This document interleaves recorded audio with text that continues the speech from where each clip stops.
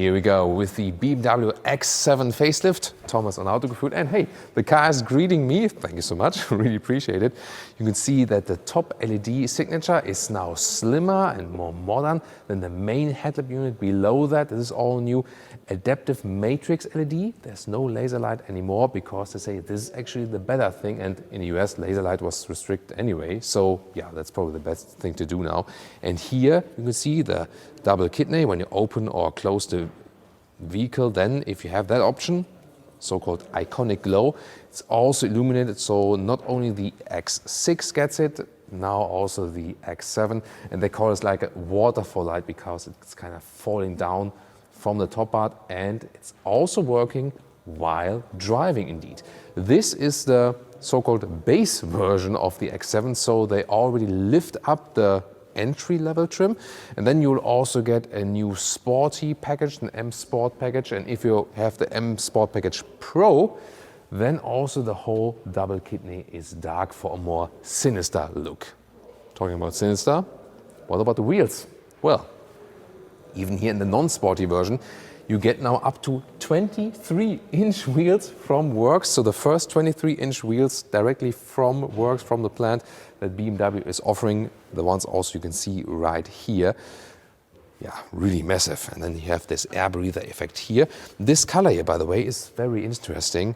And if you come closer, you can see it does say it has copper in it. And I'm not sure if you can really see that. It does have some kind of interesting effect, and it's called sparkling copper gray. I'm not sure if you can maybe see that here now, or maybe when I open the door, maybe we can see it a little better. So in some angles you do see that, but yeah, it looks pretty cool. The overall length, of course, hasn't changed much due to the spoilers a little bit, now at 5 meters 16 or 203 inches. So this full-size SUV, you can see the upright building style, roof rails, and then towards the area here. This will be very interesting because there are new lights here for the rear as well, and you also have this nice show, both when you open and close the vehicle. And these new LEDs, also here have this special effect on the side right here. It's actually pretty fancy. So this is the new look right there. And also, Autogefühl fake exhaust police is right here for you because, yeah, you know, this is the outside frame. The real pipes are on the inside. At least we can see the pipes. Yeah, maybe the Autogefühl fake exhaust police won't be that strict for today. However, when you get the new M60 version, there will be kind of like a split in between, and yeah, this will be a little bit weird then. But overall, the design here for the rear, a little bit form follows function, of course, with the X7 because you need more space on the inside. But definitely with this new LED look here, definitely more modern than before. So you will have the 40D, the 3-liter inline-six diesel with 340 horsepower, or here today the 40i, this is a 3-liter 6-cylinder petrol engine. 1, 2, 3, 4, 5, 6. Now it's 380 horsepower, so it gets a 40 horsepower power upgrade. And then there will be the 4.4-liter V8, a new version of that one, with 530 horsepower exclusively for the M60 model. That also gets the M Sports package, for example, also with the anti-tilt control and rear axle steering.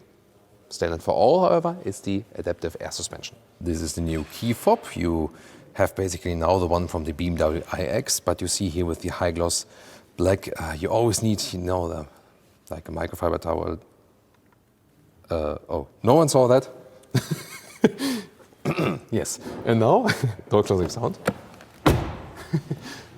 It's actually quite solid, right? Isn't it? Psst, don't tell BMW. No. And now here the inside of the doors. You can see here is a bright styling for today and also good from the quality of the buttons right here. One of my favorite sound systems is also in here, the Bowers & Wilkins sound system. I think they really adapt to the BMWs, definitely. And more news coming up in the interior.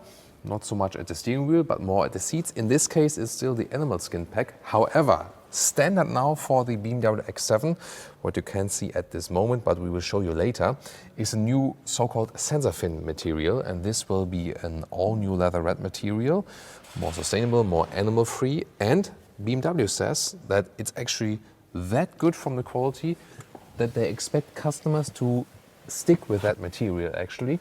It is basically like, like a development from the current sensor tech we have at the BMW 5 Series facelift, which is already really soft, has also this kind of quilting on the inside.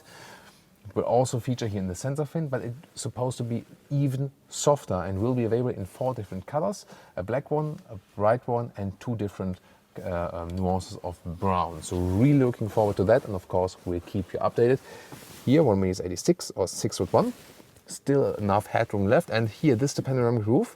It is standard, and then it also gets, you see these dots actually, and then they are basically illuminated at night and give some kind of a kind of a star ceiling. And here my favorite old school element is that you still have these old school BMW wings you had on the tail lamps, for example, or still here as the top light. And here the top light, this crystalline structure there in the panoramic roof. It's really funny when you get through different ambient lightings. It also changes there in the top. That's fancy, isn't it? And by the way, these details are the ones I love. Dampened here, when it comes down. And by the way, new also here for the vents. What's that? At first it looks a little bit weird, but then it's a nice metal, metal spray knurling on top of that. And here you can see, basically you can move left, right, up, down with the vents, and at the same time with the same knob you can shut it off or turn it on. This is the way it's on at the moment. So you don't have like 2 single elements to control, but just one. Completely new cockpit here, 12.3 inch plus 14.9 inch, and you have then this widescreen format, from the iX or i4. Here a matte wood styling. Beautiful. I love that open cell matte wood. And here with the ambient lighting you can see so many elements to explore there. You have here, this new X7 here on this new, kind of like, special pattern ground. Then you also have, when you come to the inside of the doors, from the Bose & Wilkins sound system, 2 times the different speakers which are illuminated. Also this additional element then inside of the door. So that looks pretty cool. And then you're also in the middle part, middle console, left and right. So yeah, I probably thought, you've seen what Mercedes is doing. Maybe that's a little bit too much, but we try to step up the game a little bit more as for ambient lighting. And hey, Bose & Wilkins sound system, even here. See here that the top letters, even that one changes accordingly. So I think that's a really nice design detail. And once again, we have these new vent controllers also here in the middle part. So at first they feel a little bit weird, because you can like turn them in almost in circles. But then when you think about it, it looks clean. And at the same time, once again, open, close, and up, down, and left, right, just with one design element. And that's why it's so clean here. You still have a manual volume knob. Glad we do have that. And also for skipping the tracks, well, but that's one button, right? This one button curse. It still gives you haptic feedback though. Yeah, but the thing is, you do lose the climate menu then here, and this went up into the screen. Hashtag capacitive BS, but for a touch solution, at least it always stays here where it is. So it's always visible, always staying there, and it's quite easy to reach. I would still prefer the manual climate buttons, but for a touch solution, it's more or less okay. Middle console, really beautiful. Once again, the open cell wood. I would pick this bright wood actually, then together with the new bright sensor tech seats, sensor fin they're now called, because it's a like an evolution of the material. That would be my setup. Here then heated and cooled cup holders, inductive charging pad. This one does not get the cooling update we have in the iX on the 2 Series Active Tourer, where the inductive charging pad is cooled. They did not implement it in that one, so that's a standard one. Sometimes the phones can overheat in inductive charging, that's why they do it now in new models. Then here, new shifting lever, really slim integration for that. And also then here you still have this controller for the infotainment system that you can easily control it while driving. Air suspension up and down, you can also do that manual. And then you have the split armrest, as we know, with another USB-C charger now. New digital instruments. But you can see you can also change the contents you want to have, for example, and also here that map content. Yeah, I mean, they're basically kept simple, but with this new kind of iX styling, I would take it that way, or here in the OS 8, operating system 8. I'm more a fan of the layout they had before, I have to say.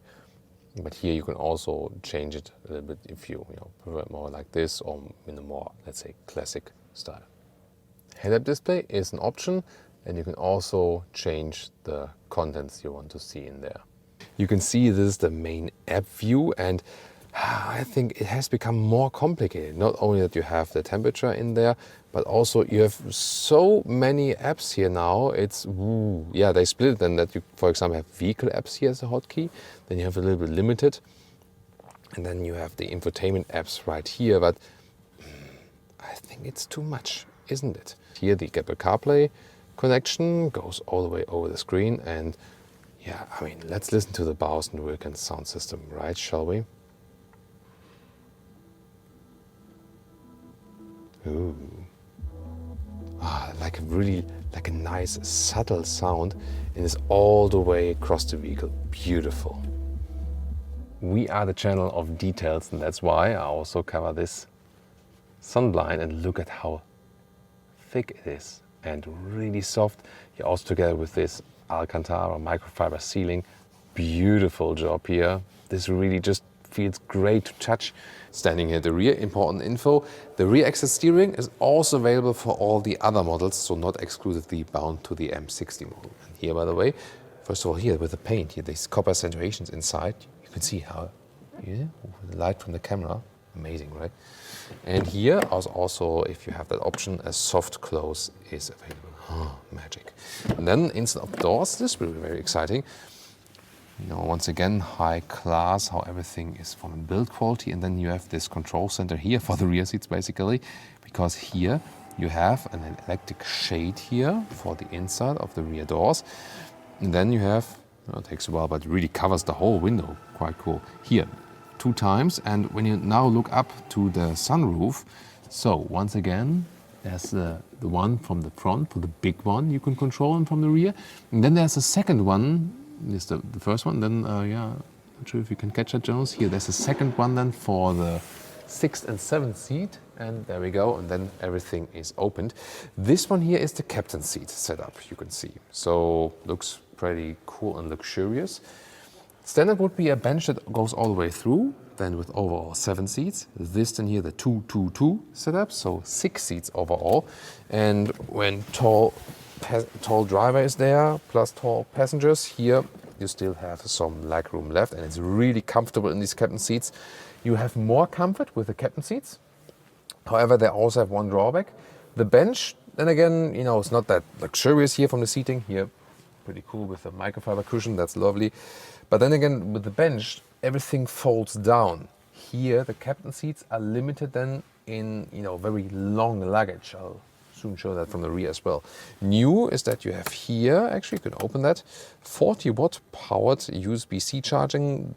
By that you can also work with your laptop, for example. Nice ambient lighting then as well. And then we also have this middle unit. So yeah, the kids will love this because they can crouch around in the vehicle. Adaptive cup holders, 2 more USB-C chargers. There's also a climate unit. Hey, the rear passengers get still the rear climate unit. In the front we have capacitive BS. Probably I'll be rear passenger than here. Yeah, and then you also have these armrests right here.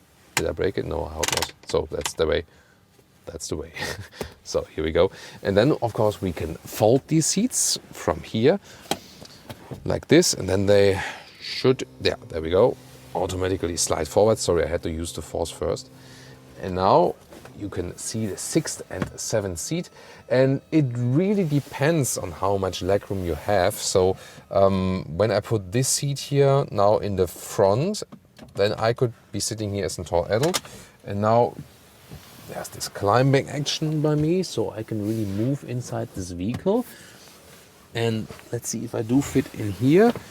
So when I put the seat forward, I more or less also fit in here, so you can drive this one with 6 tall adults. However, you can also use this here for child seats. That's also possible. They thought of ISOFIX here in the rear. Yeah, and then also ambient lighting here, even in the rear, for example, and this panoramic roof. Headroom-wise, it gets close for me, but still somewhat works. And you even okay, sorry, Jonas, this is kind of impossible to film. You have to do a layover for that. Yeah, every cameraman's nightmare now, but here there's another climate unit in top seating, even with heated seats here. One more time, a look here at the rear with the new tail lamps, and now we open the tailgate, and we know it's two split. So you also have this picnic function. This is a quite nice feature. I always think so. You can sit down here and then have a lunch somewhere at the outdoors or something. Yeah, I know it's not this typical off-road or camper vehicle. Maybe like could be a glamping vehicle. So this is like a small cover here, then 6 and 7 seat, and then we have here on this side 12-volt power supply. And on the left side, you have the individual controls for the seats, or you also have this maximum luggage button, and everything is folding. And doing that, you can see here 1 meter or 40 inches in width. The length, just of the short part, is about 44 centimeters, 17 inches. Then the length here of the normal trunk is about 115 meters or 45 inches. You slide them a little bit more forward, and you have a little bit more space, but that's basically it. You can, of course, drive with these captain seats leaned forward. That's also possible, and that would be then the maximum length for luggage. But there you can see that's the disadvantage, So here, then it slides a little bit more forward. But if you would have the bench that goes all the way through, you could go even a little bit longer. Here then, the maximum with captain seats is 115 meters or 59 inches, whereas with the through bench, you easily can get like 2 meters, or this now about 80 inches. So tell me what you think of the BMW X7 facelift, especially of course great with the upgrade with the new animal-free material on the interior. Check out the Mercedes GLS episode and also the BMW X7 from a great driving episode, different engines, and we have great landscape. It's pre-facelift, but definitely worthwhile watch.